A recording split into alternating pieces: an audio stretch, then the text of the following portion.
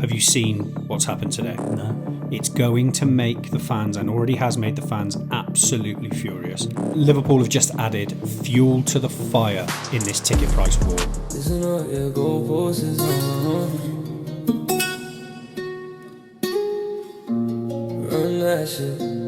Billy Hogan, the CEO of Liverpool Football Club, has personally emailed members and season ticket holders to justify their 3-year plan of gradual increases on tickets. So you got this email today?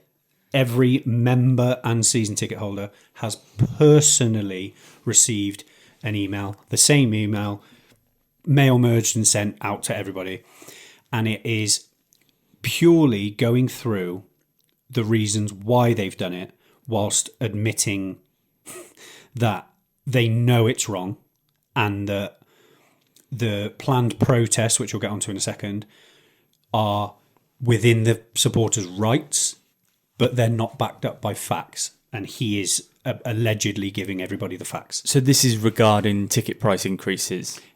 There is a huge war between football clubs and their fans at the moment regarding ticket prices, whether that be general admission, season ticket prices, concessions prices being gotten rid of, child's tickets at United being too expensive. Do you think there is any credence to their explanations, and particularly with the way financial fair play comes into it? Do you think that the financial fair play for the club's profit comes into it? Because if they don't hike these prices up and other clubs do, they are missing out. Say it's £3 or £6 per ticket. Yeah.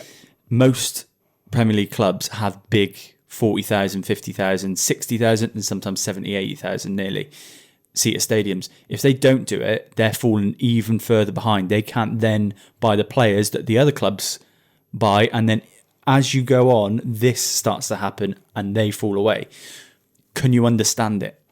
If you're a Brentford, a Bournemouth, yes. Not Liverpool, Manchester United, Manchester City. No, I completely agree. Not with the figures that we see in the Deloitte league tables and whatever of how much revenue they're bringing into the football club externally from a match day already. Don't go and spend £400 million in one transfer window if you then think you're going to have to sting the fans. Yeah. Just don't do that. No, I agree. Because the fans are the heartbeat of a football club. The football clubs don't exist without the fans, whether that be local or overseas. If you lose your hardcore and slightly further afield fans at these big football clubs, you cannot win. It's coming from a working class sport, a tradition within the country for people who had average incomes being able to go to the football and looking forward to it every week, to now the upper middle classes being the ones that can afford the tickets. You've got the statement that you... I have, yeah. And I'm sort of sorry for not looking like I was paying attention. I was trying to flick through some important bits, and they go straight into the cost of living, and they go straight into inflation. How does the email actually start? As a season ticket holder or member of this incredible football club, I wanted to personally write to you to provide you with further clarity on our general admission ticket price approach. It's important to us that you have all of the information. Now, immediately, my back is up, because this should have come at that time. You don't set it out, hope that it just sort of falls into a nothingness and people just accept it, and then you're done with it. It's a reactionary email rather than a proactive one. And I'll tell you why, and it's people like Jay McKenna and the Spirit of Shankly and the Liverpool Supporters Board that as soon as this came out have campaigned, got unlimited amounts of information from polls and surveys and things, and taken a massive general consensus of how people feel after this, and have then gone back to the football club who work closely with these football clubs.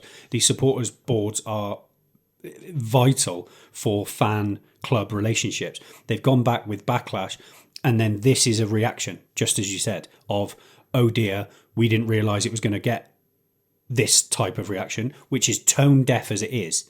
If you think that any amount of ticket increase in price or food at the ground increase in price, if you don't think that's going to come with some sort of backlash, then you're tone deaf straight away. for me, it's very simple fix for this.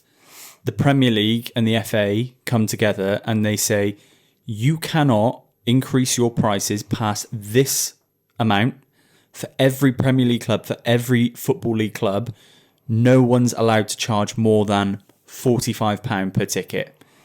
Everyone's on the same level. Nobody can outperform another team. Nobody can get 70,000 seat stadiums with an extra, 80 quid for a United ticket, 90 quid. I paid 97 for I think the Leeds one. This has cost me 87 on Monday. There's no football match, mate, that warrants nearly £100 worth of a ticket. There's no football match. No. I begrudged it paying 102 for the Champions League. I begrudged paying 97 for the FA Cup final. It's outrageous. Yeah. But it doesn't seem like a simple fix. Of course it does. You have to. It has to come from the top, and there has to be a nationwide stoppage of the increase in prices. It's not about inflation. There's absolutely no. To say that it's inflation, it's cost price increases, things at the stadium are costing more. It's absolute utter nonsense. And when you look at like a player's wages, for example, and I know this is a very pub argument. They get paid 250 grand a week. They shouldn't be doing that. They should be putting that back to us supporters. Pay them 345 grand a week. You've just, all of a sudden, in 1 month, you've then got 20 grand towards the ticket prices that you didn't have to do an increase for everyone. I could spend, and I'm sure we could spend quite literally hours talking about this because there's so many side points to all of this. The fans that are supporters of these football clubs that say it's only £1.25, it's only £3 across 3 years or whatever it is. These clubs are lying to you, saying that a cop ticket back in the 70s or 80s was maybe 10, 11 quid, I think, something like that. If you take it for inflation throughout that entire time, that price would now currently be £17.50. Yet we're at 44. It's climbing. The fact that people say, it's only £1. Well, it's only 1 degree and you're that step closer to boiling the frog. The frog's not going to jump out if it doesn't notice. You keep pumping up the temperature by a degree. All of a sudden, the frog's dead. Football will be dead. And you don't notice it. That's what they're trying to get away with. You don't. If all of these fans that are out there that either don't go to matches, so don't pay these ticket prices, and just see, £1.25, well, that's not much. What are they moaning about? Before we know it, you'll be at Arsenal's 90 odd quid a ticket. You'll be at United's 90 odd quid a ticket. These hospitalities, they're at £400-500 for a ticket that is just a seat with a meal. You know, it's going to the point where it is becoming inaccessible for the average Joe to be able to afford more than a couple of games a season. And what riles me up more than anything is that the elephant in the room isn't being addressed when people talk about that, and is that is what they want. They don't want loyal members anymore. They don't want season tickets. Why would a business want that when they can get overseas fans who are going to pay double the amount that their fans within the country are going to pay? They're getting fans who are also going to come in, go to the club shop, buy merchandise, do the whole fan experience, whereas your local lad from down the road in Liverpool is going to go to the game and go home, maybe have a quick burger. Even more so now, there's a really good sort of slogan or march sort of happening with not a pound in the ground. So tomorrow against Fulham, Spy on Carp and Spirit of Shankly and other places, there's a huge movement of do not spend a penny inside that ground because that's where it's going to hit them. Don't go to your local boozer. Go to the food vans that are out and about. Cuts Bagels. Go and get a bagel from him and support these local businesses that aren't trying to rinse you for every penny you've got. That's genius, by the way. I've never even thought about that as an option to how to fight back, because not turning up to the game is so difficult for people, especially if you've bought a ticket for 90 quid. Not going into that game is going to be a killer, and a lot of people will crumble. At Leeds, if there was a protest, would I be like, well, yeah, it's I'm difficult. gonna want to go in. Want to go. But if you instead go into the ground, you don't buy that pint, you don't buy that hot dog, you don't buy anything. Literally, do not buy anything from inside. They'll start taking notice, because each person who goes into that ground might be spending I mean, it's minimum of a tenner. You don't go in, you don't buy something from the kiosk for a fiver. It's all drink, hot dog, pie, whatever, as a joint deal, and you get a chocolate bar for a tenner. Well, okay, I'll do that then. It's £10. I would have only spent £5 on a pint. Mm-hmm. So don't buy a pint. 100% don't buy anything inside the ground if you want to protest. And I urge everyone who might see this to think about that, because there'll be lots of lower league fans or fans of teams that aren't these giants and will be saying, well, they've got enough money anyway. Why? It's where it's going. It's the bigger picture of it. It's so easy to write this off as such a small incremental increase, and we've got our production costs of Anfield Road have gone up 89% or something. I think it says in the email. You built that. Yeah, you built it. You don't get to go, oh yeah, but this costs loads. Well, you started it.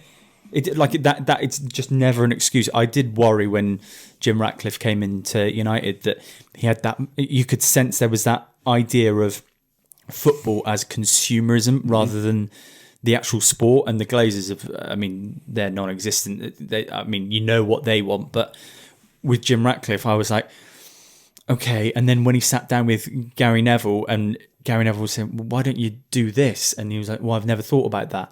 And I'm thinking, he's not thought about that because he doesn't want to. He's thinking, how do I cut costs to maximise not just my profit, but also Jim Ratcliffe genuinely wants the best for Manchester United, but he also wants the best for Jim Ratcliffe. Mm-hmm. So he's not going in there thinking, how do I help the fans? He's thinking, I'll help the fans as a result of Manchester United turning it around because they're all going to be happy.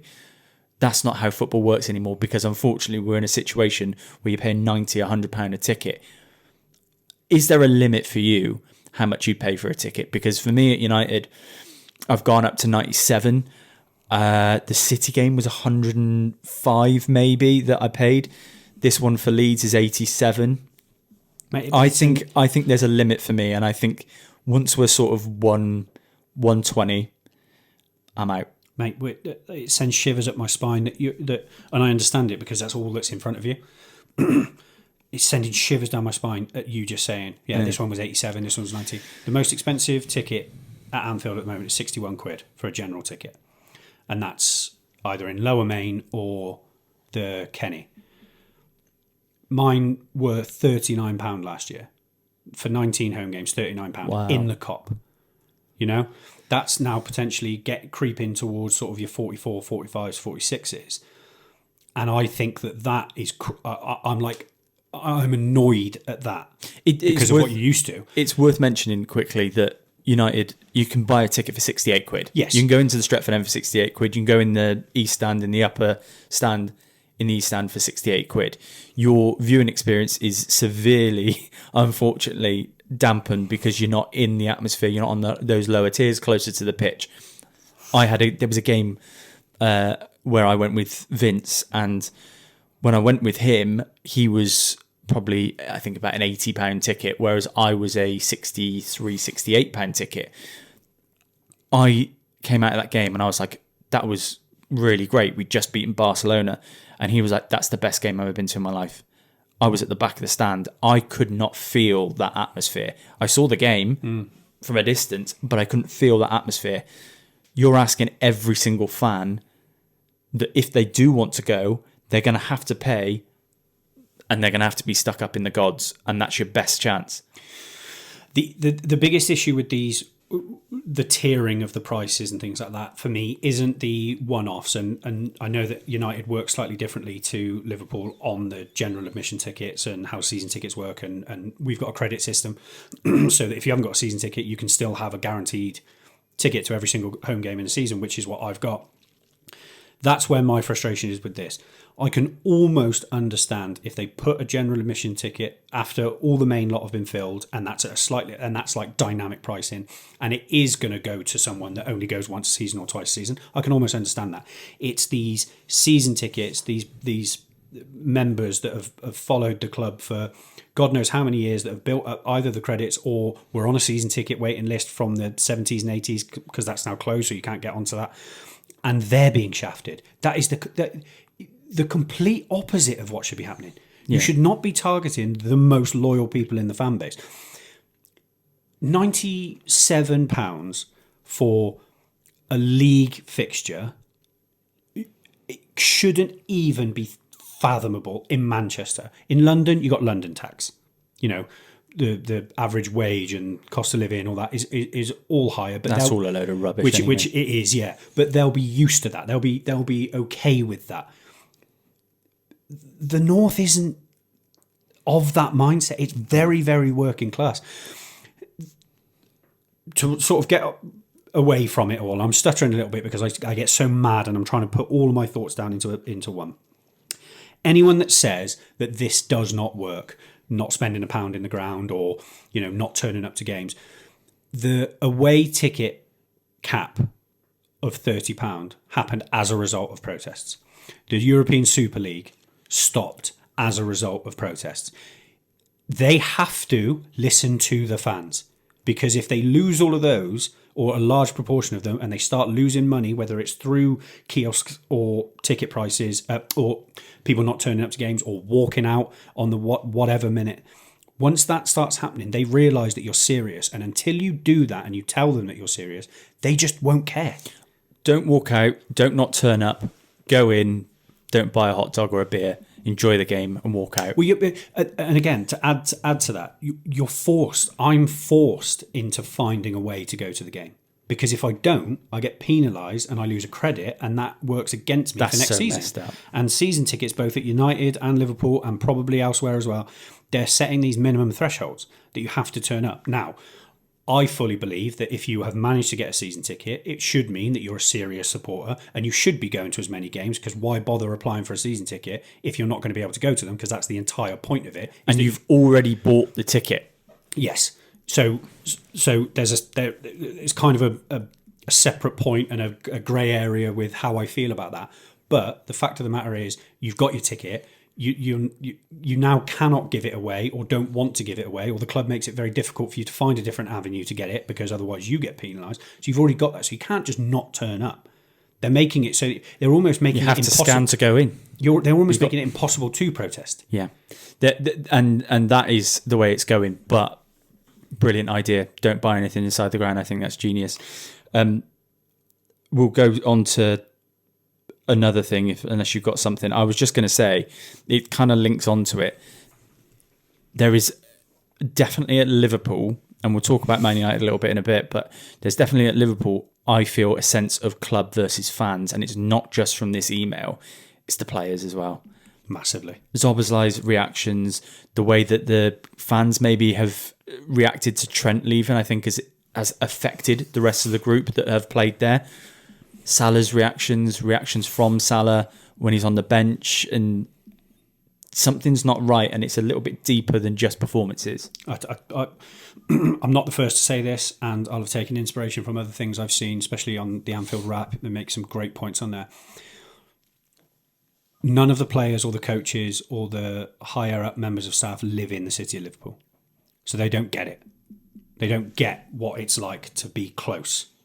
And how they feel. They value hard work, honesty, no flashiness.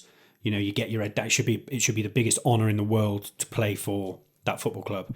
And when you look at Salah, who's supposed to be part of the leadership group at Liverpool, that isn't holding anyone accountable. Ekitike swapping his shirt, Szoboszlai posting £200,000 watches whilst he's away on international duty after we lose to Brighton the week before. You know, that's no connection whatsoever. And with Robbo leaving and Salah leaving, there's no Hendo. You've basically got Alisson, who's in and out of the starting lineup like a yo-yo. We've now got a brilliant, fantastic young squad, but there's no one there to hold them accountable. Who's the scouser in the team? I mean, Curtis Jones is there, but... And I actually have listened to Curtis Jones in post-match interviews, and I've really liked what he said. I really like it. And it's not that... I think Curtis Jones is a really good player as well. I think he's underrated. Do I think he's going to win Liverpool their next title? Maybe not. But you can see there's values within him, and they come out. Is he a leader in that group? Probably not. So if Van Dijk is turning around blaming everyone other than himself every week, Who is your leader to take accountability? Mo Salah's not even taking accountability for his own performances, let alone anyone else's. I don't see how that turns around based off your new signings. No. Because who have you got in there? Who are you bringing through the youth system? Who's coming through that is like, yeah, he gets it? There isn't anyone. And from the top, you've got the CEO sending out emails like that, which shows that it's definitely not going to come from there. Because they're effectively saying, we know you're going to protest, but this is why you're going to be wrong to do it. So they don't get it. They don't get the working class setup. They don't get why things are going to go wrong. And I wanted to title this video, Why Liverpool Will Lose Tomorrow, why ticket prices will cause Liverpool to lose tomorrow. Unity is strength is a huge saying in Liverpool Football Club. It's you'll never walk alone. It's what the club have always prided themselves on.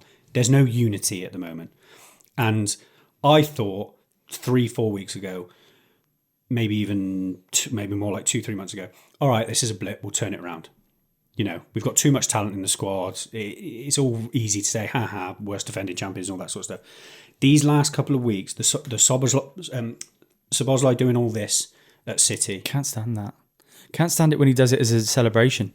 Doing all that is Ekitike's celebration, honestly, and I know it sounds like such pub chat when you're talking about this. Like, oh yeah, you've got a problem with them doing celebrations. Grow up, but it's all incremental little things that fundamentally change the way the club is perceived and the way players come in and think they can behave. I was like it with Højlund. So I'd be lying if I said that I don't understand where you're coming from. When Højlund cried when he scored his first goal, I was like, that is a sign of where Manchester United are at the moment. That your 60, 70 odd million pound striker is so happy to have scored a goal for you that he gets emotional about it. And at that time, you weren't great and there were problems. So it is a sign of bigger things when you like Ekitike is doing all this. That is a nonsense. He's got to stop that. I don't mind that. The biggest tell, and I think he's been fantastic, and I think he's hit the ground running way more than we should have. But the signs were there at Southampton early on in the League Cup where he got sent off for taking his shirt off, because that just you've not got your thoughts on the team or. You can afford a player like that when they're that good, and I think he is that good. I do think Ekitike is that good. You can afford a rogue player, a bit of a maverick. You can't afford those sort of players when you haven't got the strength in the spine of the team. You haven't got the leadership qualities that Premier League title winners need. They don't have that. Where I'm looking at United, I don't necessarily think United have that. I do think there's players there that would give everything for the club. And I do think there's players that get it. And I really do think that. I even think someone like Diogo Dalot gets it. I honestly do. The way he speaks. Might not have the best talent in the world, but he gets Man United. Harry Maguire gets Man United. Senna Loman's brand new signing comes in. He understands it. Cunha understands it. You can afford those mavericks, but you need people who are going to be in that heart of that team to go, you're taking it too far now. We've got to go and win. Don't be taking your shirt off. When you've got a game next week, don't go getting sent off. We need you. Those are sort of characters you need. And you're losing one in Robbo. You're losing one in Henderson a couple of years ago. Van Dijk's on his way out. There's no way he can last another couple of seasons, Van Dijk, if he's blaming everyone else around him. Salah's on his way out. I don't know where you go from here. And it's brilliant. I'm more worried about the depth of it. I think even a decent resolution to these ticket prices won't help the fans connect, because Slot's lost pretty much every fan he could have lost that means something that matters. He doesn't get it, does he? Couldn't get it less. Couldn't get it less. I don't like the vibe I hear from him. And again, I'm a United fan. Tell me I'm chatting rubbish. I see it, I think, as a fairly objective view from the outside. Would I want my manager saying that? Would I want my manager doing that? And I see Slot and wow, came in, won a title. That is incredible in your first season, and you've got to give him credit for that. Both can be true. Where he is now, as opposed to Klopp. Klopp understood it. Now, I hate Klopp. Can't stand him. Cannot stand the bloke as a person as well, and I don't care what people say. But did he get Liverpool Football Club? He fucking did. He was the heartbeat of it. He had every fan ready to run through brick walls for him. The problem with Slot's got at the moment, and we'll get onto United and get away from these fucking idiots, is that he's constantly now contradicting himself in the media. Constantly. He was moaning about the 12:30s, which I've always had the moaning about after international breaks and things like that. It's frustrating, especially when there's been lots of times in the Premier League this season where there hasn't even been a 12:30 game. But 12 months ago, he was saying that it's not an excuse if you play a 12:30 game. Now he's blaming them. He bangs on about the amount of games and that's why we've got injuries and why we're not playing so well. And then he doesn't make a substitution for 75 minutes against PSG. We finally had a compliment of Isak, Ngumoha, Chiesa, Salah, Curtis Jones, all decent players to come off. Probably the first time we've had 5 arguable first team players. First time you had a bench that looks like a Premier League side. Right. And he didn't use any of them. Yeah.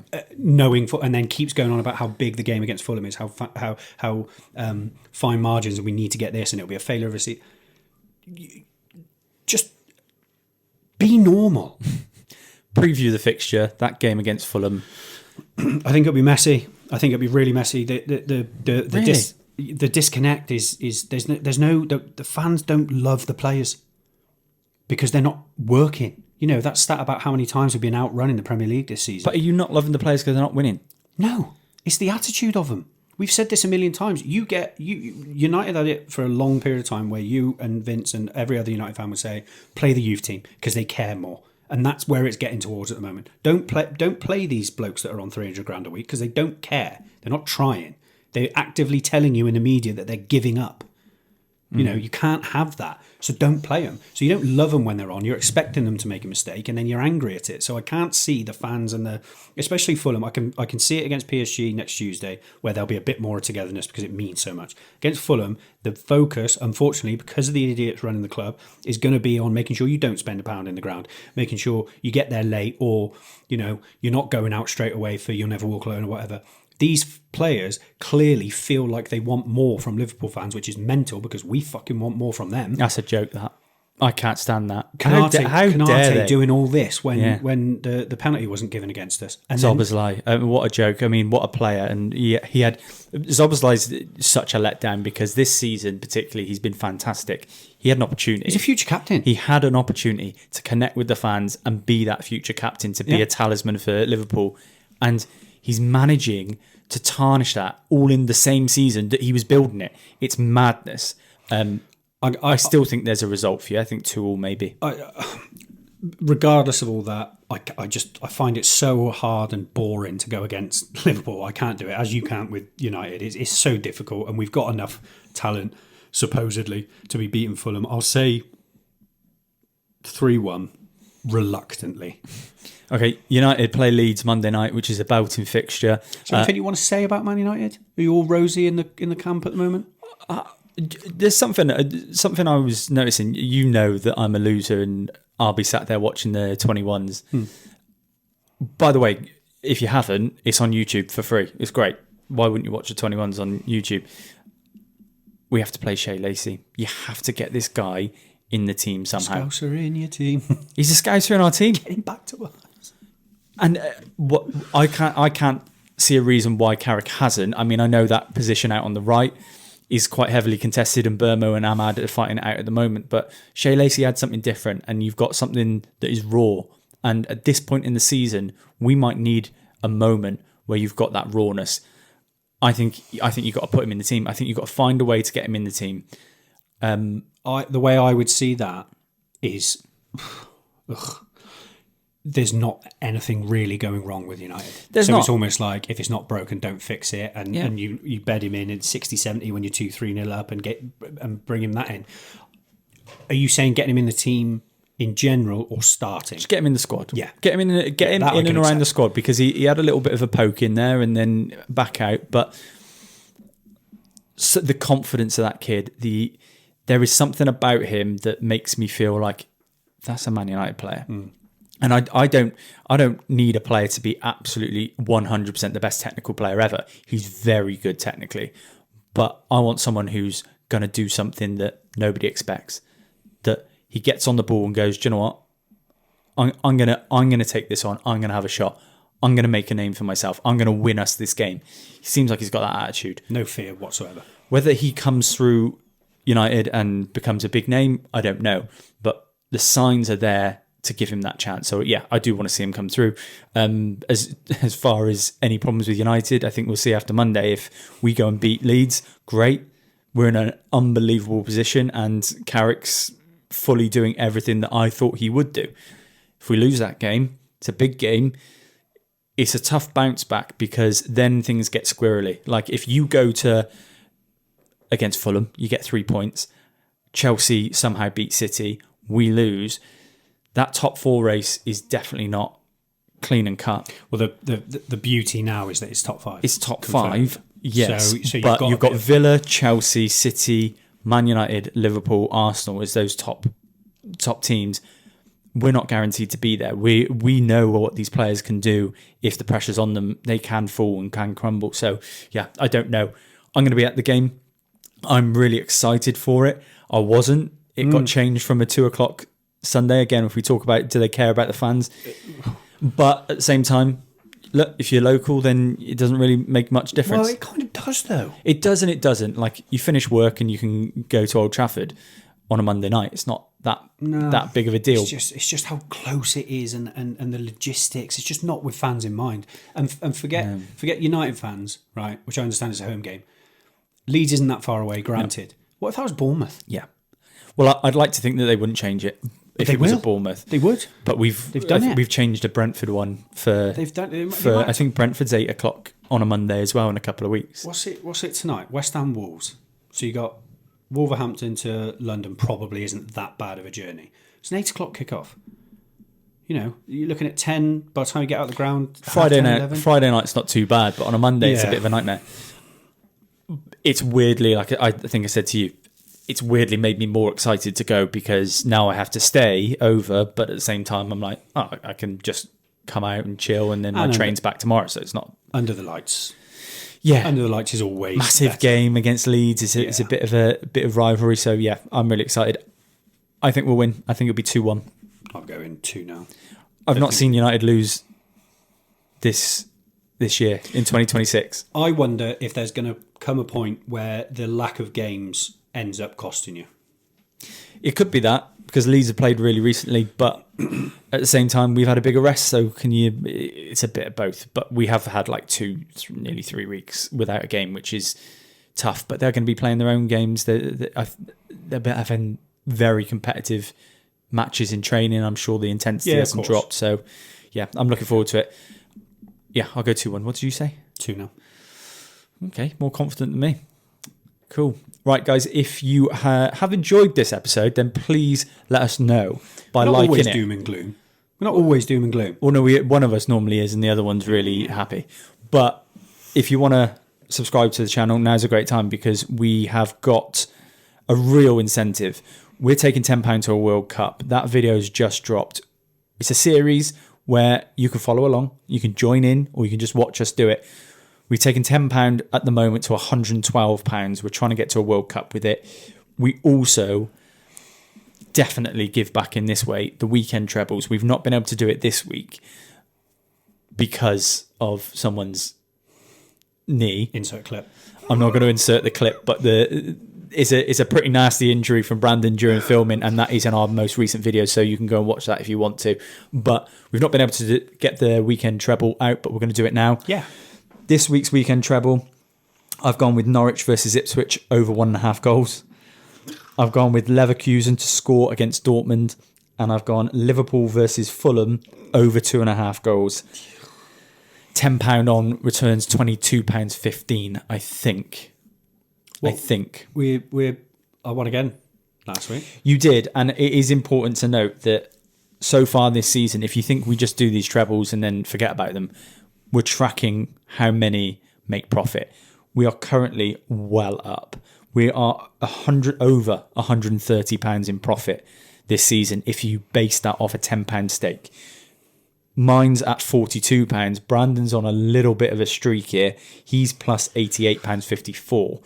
So you are 8.8 times your original stake, and I'm 4.2 times my original stake. Think about that. I'm going to give you mine now, but think about that. Both £10 to World Cup and the weekend treble, massively both up. You know, so almost like we kind of know what we're talking about. but I know people will disagree with that. So My last two have won as an over 2.5 goal treble. I'm going back in again. oh my God. If it's not broke, don't fix it. Celtic versus St Mirren, Dortmund Leverkusen, Barcelona Espanyol, all over 2.5. £10 on returns, £27 and 8 pence. Wow. I'm really impressed with your form. I think you've been fantastic lately. You've won 5 of the last 6. No, where's 3? 6. You've won 4 of the last 7. You've won 5 of the last 9.